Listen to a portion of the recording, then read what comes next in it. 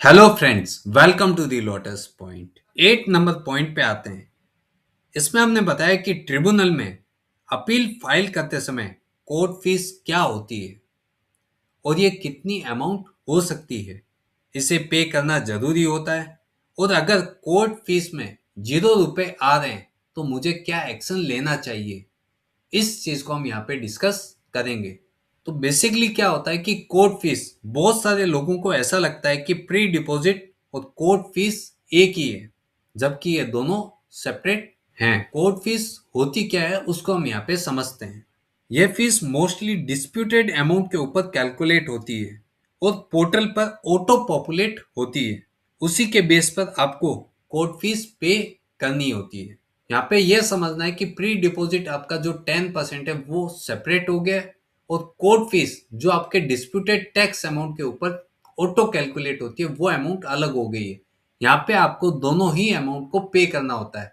ऐसा नहीं कि आपने प्री डिपॉजिट पे कर दिया, कोर्ट फीस को आपने छोड़ दिया तो आपकी अपील रिजेक्ट हो सकती है, क्योंकि डिपार्टमेंट को प्रॉपर इसकी फीस नहीं मिली है।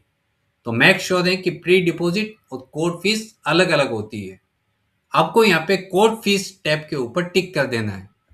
जैसे ही आप इस टैब के ऊपर टिक करते हैं, यहाँ पे आपको पेबल अमाउंट शो हो जाएगी जो ऑटो पॉपुलेट होके आती है। Your remaining amount to be paid 6,000 rupees. अभी तक हमने इस फीस का पेमेंट नहीं किया है तो यहाँ पे टोटल रिमेनिंग अमाउंट भी उतनी ही शो हो रही है। यहाँ पे ये समझने वाले हैं कि पहले तो कोर्ट फीस क्या होती है वो हमने समझ ली। अब कोर्ट फीस को किस तरीके से पे करना है उसको भी हम यहाँ पे समझेंगे। तो सबसे पहले यहाँ पे ऑटो पॉपुलेट होके अमाउंट आ गई है। यहाँ पे देखो एक रेड कलर में हाईलाइटेड नोट आया, if your payment is not proceed in 72 hours the option to proceed shall be enabled and payment verification will happen at security stage. अगर आपका पेमेंट 72 आवर्स में रिफ्लेक्ट नहीं होता है तो ये आपका सिक्योरिटी स्टेज पे जा सकता है। तो मेक श्योर है कि आप इसका पेमेंट कर दें और उसका जो काउंटर फॉइल आता है उसको आप कहीं पे सेव रखें।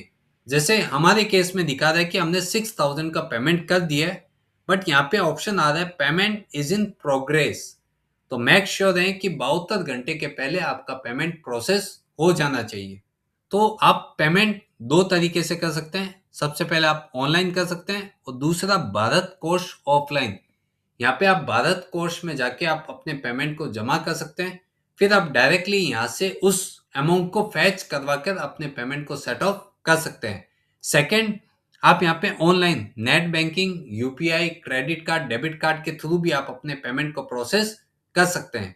तो हमने यहाँ पे ऑनलाइन पेमेंट को चूज किया है। ऑनलाइन के ऊपर आपको टिक कर देना है और कंटिन्यू के ऊपर आपको टिक करना है। जैसे ही आप कंटिन्यू टैब के ऊपर टिक करेंगे, आपको अपने क्लाइंट की डिटेल्स, उनका एड्रेस और उनकी जो पर्पस डिटेल है कि ये जो आप पेमेंट कर रहे हैं वो रेवेन्यू डिपार्टमेंट कहाँ से बिलोंग करता है, उनका डीडीओ नेम एंड क्या पर्पस है और कितनी अमाउंट आपकी आ रही है, उस अमाउंट को यहाँ पे शो करता है। आपको इसे चेक करके कंफर्म कर देना है। अब आप देखेंगे कि आपके सामने बहुत सारे पेमेंट गेटवे ओपन हो गए हैं। आप net banking, debit card, credit card, UPI की सहायता से आप अपने पेमेंट मेथड को सेलेक्ट कर सकते हैं और यहाँ पे सिंपली आप क्यूआर को स्कैन करके भी आप अपने पेमेंट को प्रोसेस कर सकते हैं।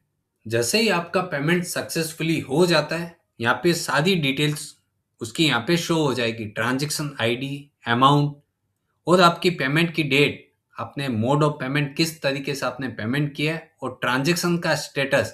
यहाँ पे सक्सेस आ गया है, इसका मतलब आपका पेमेंट सेटअप उनको मिल गया है। अब आप इसको प्रोसीड टू फाइनल सबमिट के ऊपर टिक कर सकते हैं।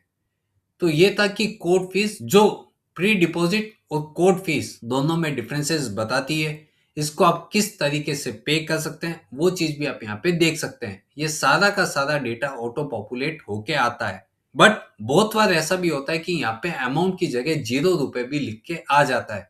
तो उस केस में आपको चेक करना है कि आपने जो डिस्प्यूटेड अमाउंट या फिर जो आपकी ऑर्डर में टैक्स लायबिलिटी है वो आपने कहीं पे रॉन्ग तो एंटर नहीं कर दी है। उसकी वजह से यहाँ पे हो सकता है कि आपकी जो कोर्ट फीस है वो 0 रुपए शो हो रही है। तो मेक श्योर है कि पहले आप एक बार चेक कर लें, उसके बाद ही आप अपने आगे के स्टेप पे प्रोसीड करें। क्योंकि जब तक आप कोर्ट फीस का पेमेंट नहीं करेंगे हो सकता है कि आपकी अपील पेंडिंग में खड़ी रहे। तो जब तक आप पेमेंट करेंगे आपका पेमेंट प्रोसेस नहीं होगा, तब तक आपका अपील आगे प्रोग्रेस के लिए नहीं जाएगा। तो मेक श्योर आप अपना कोर्ट फीस को टाइम से पहले पे कर दें।